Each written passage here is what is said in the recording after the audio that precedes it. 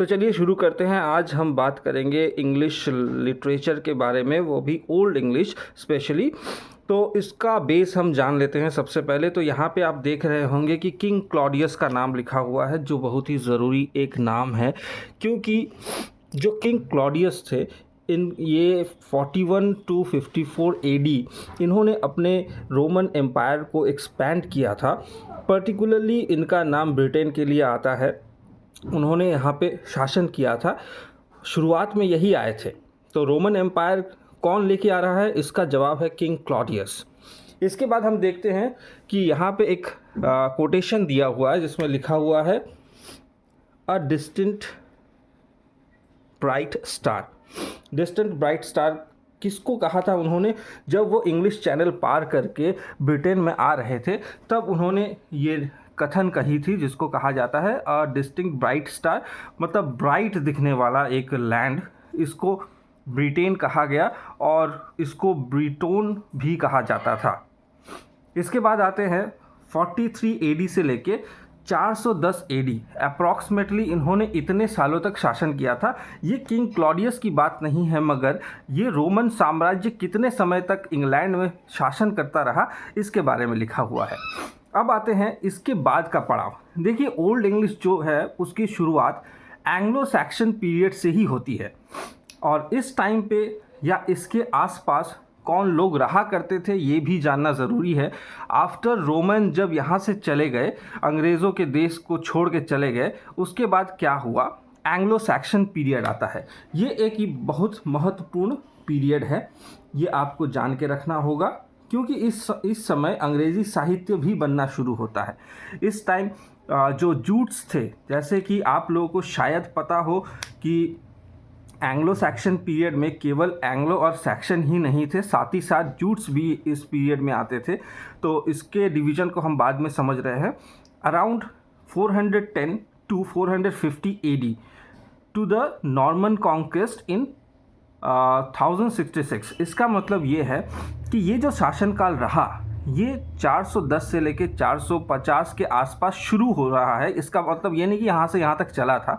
इस टाइम के दौरान ये एंग्लो सैक्सन पीरियड चल रहा था। और ये एंग्लो सैक्सन पीरियड कब तक चला?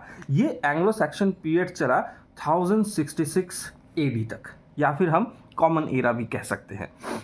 मतलब हम ये कह सकते हैं कि अंग्रेज़ी जो लैंग्वेज है इसको बने हुए कुछ ज़्यादा समय हुआ नहीं है, 1000 साल के आसपास या उससे पहले बना होगा। मगर हम अगर अपनी भारतीय सभ्यता की बात कहें तो संस्कृत जो है वो इससे भी ज़्यादा पुराना लैंग्वेज है, और जो आपके लोकल लैंग्वेजेस है वो भी शायद इससे ज़्यादा पुराने हैं। अंग्रेज़ी ज़्यादा कोई पुराना लैंग्वेज है नहीं। ये जो एंग्लो सैक्सन थे ये कौन थे? ये जर्मन से आए हुए ट्राइब्स थे, यानी वहाँ के नेटिव लोग जो जर्मनी में रहा करते थे, उन्होंने वो लोग इंग्लैंड आए, फिर उनको एंग्लो और सैक्सन कहा गया। अब इनके ओरिजिन के बारे में जान लेते हैं। जो एंगल्स थे, एंग्लो में जो एंगल्स थे, उसके बाद जो सैक्सन थे, और उसके साथ जूट्स भी थे, इनके बारे में मैंने यहाँ पे डिटेल दिया हुआ है। केम फ्रॉम एंगल, और ये नॉर्दर्न जर्मनी में रहा करते थे पहले, एंगलन, ठीक है। उसके बाद सैक्सन की अगर बात कहें तो ये आज के समय पे जो लोअर सैक्सोनी जगह है यहाँ से आए थे, ये भी नॉर्दर्न जर्मनी में ही अवस्थित है। उसके बाद अगर जूट्स की बात कहें, ये जर्मनी से नहीं थे, ये थे डेनमार्क से, ठीक है। ये आपको ध्यान में रखना होगा कि ये लोग डेनमार्क से थे और बाकी जो थे वो जर्मनी से थे। फिर भी हम लोग देखते हैं कि यहाँ कहा जाता है कि ये जर्मनिक ट्राइब है, ठीक है। मगर क्यों? क्योंकि जो पावर ज़्यादा था उन्हीं का नाम होता है। तो एंगल्स और सेक्शंस ये लोग ज़्यादा पावरफुल थे, इन्होंने ज़्यादा ज़मीन हड़प ली थी, या कहे तो वहाँ पे उन्होंने सेटलमेंट कर लिया था। अब आगे बढ़ते हैं। आगे है इनका सेटलमेंट कहाँ था, एंगल्स, सैक्सन और जूट्स कहाँ रहते थे। देखिए यहाँ पे मैंने हाईलाइट भी किया हुआ है। ये लोग सेटल कहाँ हुए? ईस्ट एंग्लिया में सेटल हुए, मिडिल एंग्लिया में, उसके बाद मेरीसिया में सेटल हुए, एंड नॉर्थम्ब्रिया। इन जगहों पे इन्होंने अपना सेटलमेंट किया। ये सेटल हुए, शासन नहीं कर रहे थे मगर सेटल हो गए थे, क्योंकि इन्हीं को वो लोग यहाँ पे आ गए थे और इनको बुलाया गया था रोमन्स के जाने के बाद, क्योंकि इंग्लैंड में छोटे मोटे जो ट्राइब्स थे बाहर के वो अटैक्स कर रहे थे। इस वजह से इन तीनों ट्राइब्स को इनवाइट किया गया था और वो लोग धीरे धीरे यहीं पे बसने लगे। जिस प्रकार भारत में अगर हम मुग़लों के शासन के बारे में कहें, उसी प्रकार वो लोग यहाँ पे आके बस गए थे। इसी प्रकार एंगल सैक्सन और जूट्स भी इंग्लैंड में जाके बस गए थे, जो एक जर्मनिक ट्राइब थी। उसके बाद सैक्सन की अगर बात कहा जाए तो ये लोग सदर्न इंग्लैंड में रहा करते थे। ठीक है, ये लोग साउथ की तरफ रहते थे इंग्लैंड के, including Wessex, Essex and Sussex. देखिए ये जो तीनों हैं ये आपको याद रखना होगा, ये तीन नाम हैं, वेसेक्स, एसेक्स एंड ससेक्स। उसके बाद अगर जूट्स की बात कहें तो इन्होंने ज़्यादा इलाका ऑक्युपाई नहीं किया था, ये लोग सिर्फ केंट वाले इलाके में रहते थे। आपको इसके लिए एक चीज़ ज़रूरी है बता देना कि आपको इंग्लैंड का मैप जान के रहना पड़ेगा अगर आप अंग्रेज़ी साहित्य पढ़ रहे हैं तो बाद में जाके एंगल्स जो यहाँ पे आप देख रहे हैं, इन्हीं ने बाद में इस जगह को आप अच्छे से पढ़ के समझिए, एंगल से ही कहीं ना कहीं इंग्लैंड बन रहा है, ये भी ज़रूरी है। एंगल से ही इंग्लैंड शब्द का ओरिजिन है। इसके साथ एक छोटा सा नोट भी मैं दे देता हूँ जो उतना इम्पॉर्टेंट नहीं है, फिर भी जान लेना ज़रूरी होता है। The Roman withdrawal from Britain was not a single event under one leader. मतलब रोमन जो यहाँ से चले गए थे, अंग्रेज़ों के देश से चले गए थे, इसके पीछे का कारण केवल मात्र ऐसा नहीं था कि कोई एक लीडर था जिसने ये निर्णय लिया हो कि चलो यहाँ से चल बनते हैं। उसके पीछे का कारण भी मैं बता देता हूँ। अंग्रेज़ का देश छोड़ के रोमन्स क्यों चले गए थे, इसके पीछे का कारण था कि यूरोप में सिविल वॉर का मतलब यूरोप में नहीं, रोम में सिविल वॉर चल रहा था, और साथ ही साथ वाइकिंग्स अटैक कहा जाता है, विसिगॉट, वाइकिंग बोल रहा हूँ, विसिगॉट का अटैक हुआ था ऐसा कहा जाता है। तो विसिगॉट थे कौन? ये एक जर्मनिक ट्राइब थी जिसने अटैक किया था। इसके साथ साथ और भी कुछ देश थे। जब कोई भी देश कमज़ोर पड़ जाता है तो उस पर शासन करने के लिए दूसरे लोग वहाँ पे अटैक करते हैं। तो उस टाइम रोमन थोड़ा सा कमज़ोर पड़े थे, इसलिए वो लोग ने सोचा कि यहाँ रह के फ़ायदा नहीं है, दूसरे देश को लूट के अपने देश को बचाओ। तो इस वजह से वो लोगों ने अपना देश बचाने के लिए ये निर्णय लिया और धीरे धीरे करके अपने जो सैनिक बल है उसको ट्रांसफ़र करते गए ताकि रोम को बचाया जा सके। इसीलिए देखा जाता है कि मैग्नस मैक्सिमस, ये जो नाम है आप देख रहे होंगे, मैं इसको हाईलाइट कर रहा हूँ। ये जो नाम है ये इम्पॉर्टेंट इसलिए क्योंकि इन्होंने शुरुआत की थी 383 एडी में यहाँ से निकलने की, और अंत ये नहीं कर रहे हैं, ये अपने ट्रूप को लेके जाते हैं मगर किसी और को छोड़ के आते हैं। फिर बाद में कॉन्स्टेंटीन द थर्ड, ये जो है इस राजा का टाइम आता है तो ये कुछ समय तक रहते हैं। देखिए यहाँ पे गैप है, 407 एडी तक रहते हैं। उसके बाद लास्ट जो है, जो पूरे तरीके से टाटा बाय बाय कहते हैं इस साम्राज्य को, वो है होनोरियस 410 एडी में। ठीक है, इसी बीच अगर हम कॉन्स्टेंटीन द थर्ड की बात करें तो उन्होंने यहाँ पर क्रिश्चियन धर्म को बढ़ावा दिया, इसको ऑफिशियल रिलीजन बना दिया। ठीक है, जो रोमन्स का ऑफिशियल रिलीजन था वो इंग्लैंड में भी ऑफिशियल रिलीजन बन गया। अब आगे बढ़ते हैं। अब आते हैं कि ओल्ड इंग्लिश ये कैसा था। ओल्ड इंग्लिश जो लैंग्वेज है वो ज़्यादातर ओरली यूज़ किया जाता था। इसमें हम एपिक्स भी देखते थे, तो वो भी बहुत सारे ओरल एपिक्स थे।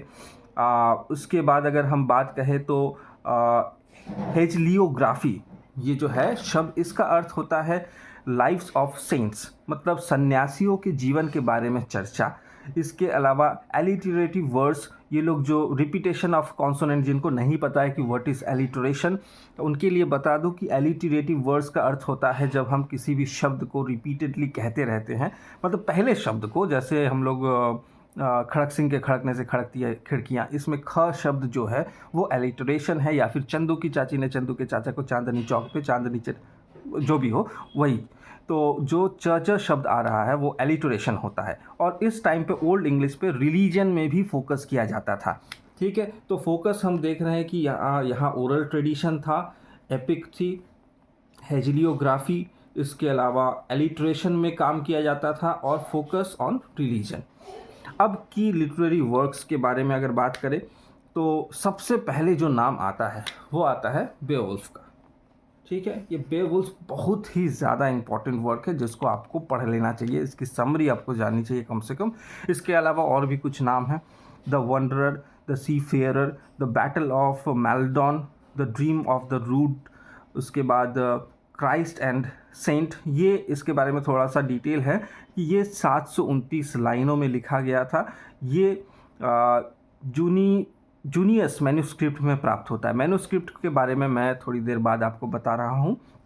तो ये इम्पॉर्टेंट वर्क है, ये आपको याद कर लेना होगा ओल्ड इंग्लिश में। ठीक है, इसके बाद मैन्युस्क्रिप्ट में आते हैं। ये जो मैन्युस्क्रिप्ट होता है ये क्या होता है, जिनको नहीं पता उनके लिए, मैन्युस्क्रिप्ट होता है हाथों से लिखा गया पहला कार्य। मतलब पहले ज़माने में तो प्रिंटर नहीं हुआ करता था, ये आपको मालूम ही है, तो लोग हाथों से लिखा करते थे। तो ऐसी बहुत सारी किताबें मिली, तकरीबन 400 से अधिक किताबें थी, मगर मैन्युस्क्रिप्ट थी, मगर ये मैन्युस्क्रिप्ट बचाया नहीं जा सका। तो कुछ मैन्युस्क्रिप्ट बच गए जिसका नाम है नोवेल कोडेक्स। इसी में आपको बेवुल्फ मिलता है। ये इसके अलावा आता है एक्सेटा बुक, उसके बाद जूनियस मैन्युस्क्रिप्ट जिसमें आपको क्राइस्ट एंड सैटन मिलेगा, वर्चिली बुक आखिर में। तो इसमें क्या है तो देखते हैं। नोवेल कोडेक्स इम्पॉर्टेंट इसलिए क्योंकि यहाँ पे बेवुल्फ आपको मिल रहा है। उसके बाद अगर देखें एक्सेटा बुक के बारे में, तो यहाँ पे आपको लिरिक मिलेगा, बहुत सारे लिरिक्स मिलेंगे। इसके बाद रीडल्स, जो तकरीबन कई 100 रीडल्स यहाँ पे मिलते हैं। रिलीजियस नैरेटिव है। उसके बाद मोरल इंस्ट्रक्शन या फिलोसॉफिकल पोएम आपको देखने को मिलता है। इसके बाद आते हैं जूनियस मैन्युस्क्रिप्ट में, जिसमें हमको मिलता है कैडमॉन। ये कैडमॉन बहुत ही इंपॉर्टेंट नाम है। ये इसके बारे में बता दूं थोड़ा सा कि ये फर्स्ट इंग्लिश राइटर के तौर पे जाने जाते हैं। ऐसा नहीं है कि यही थे, शायद मैन्युस्क्रिप्ट के तौर पे ये थे। इससे पहले क्योंकि ओरल ट्रेडिशन चल रहा था तो लिखित प्रमाण कुछ नहीं मिलता था, तो लिखित प्रमाण के रूप में कैडमॉन के मैन्युस्क्रिप्ट को ही देखा जाता है। इसके अलावा इस जूनियस मैन्युस्क्रिप्ट में आपको बिब्लिकल पैराफ्रेजेस भी मिलेंगे, मतलब बाइबल से लिया गया कुछ हिस्सा आपको यहाँ पे मिलेगा। वर्चिली बुक की बात करें तो यहाँ पे सेंट्स लाइफ को देखा जाता था, मतलब सन्यासी के जीवन को देखा जाता था, कैसे जिया जाता है, इन सब के बारे में लिखा हुआ है। शॉर्ट रिलीजियस पोएम आपको देखने को मिलते हैं। उसके बाद प्रोज होमिलीज, इसका मतलब होता है सरमन। सरमन मतलब जो धार्मिक ज्ञान जो देते हैं, जैसे बुद्धा ज्ञान देते थे तो उनको सरमन कहा जाता था, वो उस टाइप की चीज़ भी आपको यहाँ मिलेंगे। बेवुल्फ की बात करें एक और बार तो जो नोवेल कोडेक्स में है, याद कर लीजिएगा नोवेल कोडेक्स में है, तो नोवेल कोडेक्स में इसको माना जाता है कि 1000 कॉमन एरा उस टाइम इसको लिखा गया था, मगर इसके राइटर के बारे में कुछ नहीं पता। नेशनल एपिक के तौर पे भी माना जाता है बेवुल्फ को। इसमें 3182 लाइन्स है और ये एक हीरोइक पोएम है। इसके बारे में आपको जानना ही चाहिए, आपको आज ही इसके समरी को पढ़ लेना है। इसमें आपको एक दानव दिखेगा जो लोगों को मारता है, और एक हीरो है जिसका नाम है बेवुल्फ जो उस दानव ग्रेंडेल को मारेगा। इसके अलावा इस पोएम में और भी कुछ इंपॉर्टेंट तत्व है जो आपको जान लेने हैं। इसके बाद आते हैं कैडमॉन पे। कैडमॉन जिसको मैंने कहा कि फर्स्ट पोएट या फिर राइटर माना जाता है, कैडमॉन बहुत ही इंपॉर्टेंट एक नाम है। ठीक है, बहुत लोग सोचते हैं कि नहीं चौसर सबसे इम्पॉर्टेंट या फिर सबसे पहला राइटर है, गलत होगा, चौसर नहीं है, यह कैडमॉन है जो जिनका जो टाइम पीरियड है वो 7th सेंचुरी के है। वो 657 to 684 CE कॉमन एरा में इनका टाइम पीरियड था। ये फेमस फॉर अपने हिम्स के लिए है, जो प्रार्थनाएं होती थी देवी देवताओं के लिए, उसके लिए हिम्स माना जाता है। हिम्स शब्द का अर्थ यही होता है जो कैडमॉन, और उनका जो फेमस वर्क है वो कैडमॉन्स हिम ही है, यहाँ पे लिखा हुआ है कैडमॉन्स हिम। ठीक है, अब एक और राइटर थे बेदे, इसके बारे में मैंने पिछले वीडियो में डिटेल में कहा था, यहाँ पे थोड़ा सा और एक और बार कह देता हूँ। ये शॉर्ट पोएम्स के लिए फेमस थे।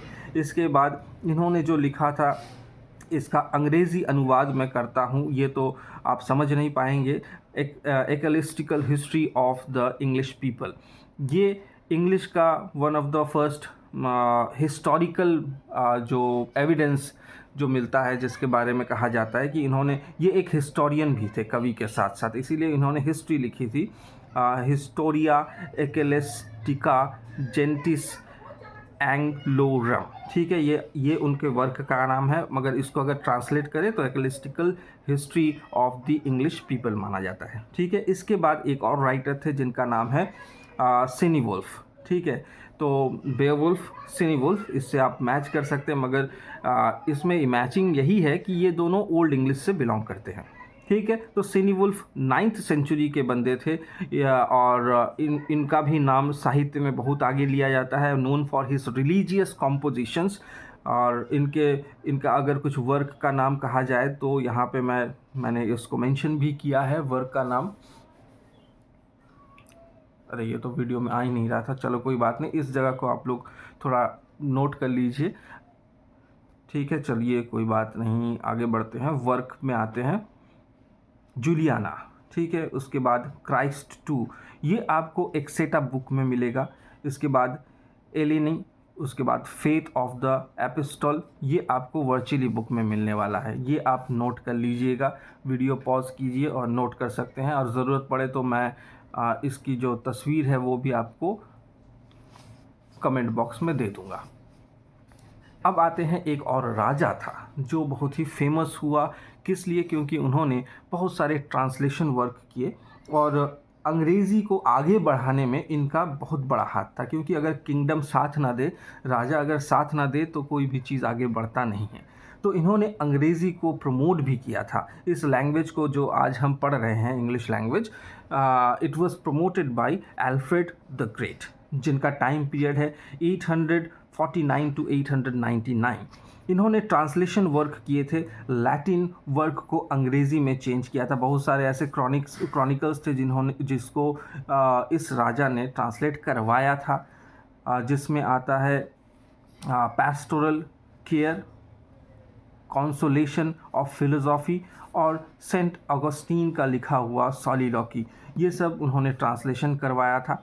Alfred promote education and literacy among the people, ठीक है, इन्होंने लिटरेसी को भी बढ़ाया लोगों के बीच, और इनकरेज किया कि अंग्रेज़ी को ज़्यादा पढ़ा जाए मोर देन लैटिन, ठीक है। लैटिन एजुकेशन को घटाया इन्होंने और अंग्रेज़ी को प्रमोट किया, ठीक है। अंग्रेज़ी की जगह कोई और नहीं ले सकता है इसके बाद से, ठीक है। इनके बाद से ही अंग्रेज़ी प्रमोट होने लगी, क्योंकि राजा सपोर्ट करता था। तो दोस्तों आज का वीडियो यहीं तक है, तो आगे बढ़ने के पहले सब्सक्राइब कर लीजिएगा इस चैनल को, ताकि आप नेट क्रैक कर पाए। हम लोग हमेशा साथ देंगे आपका, लगातार बने रहिए। चलिए मिलते हैं अगले वीडियो में, तब तक के लिए धन्यवाद।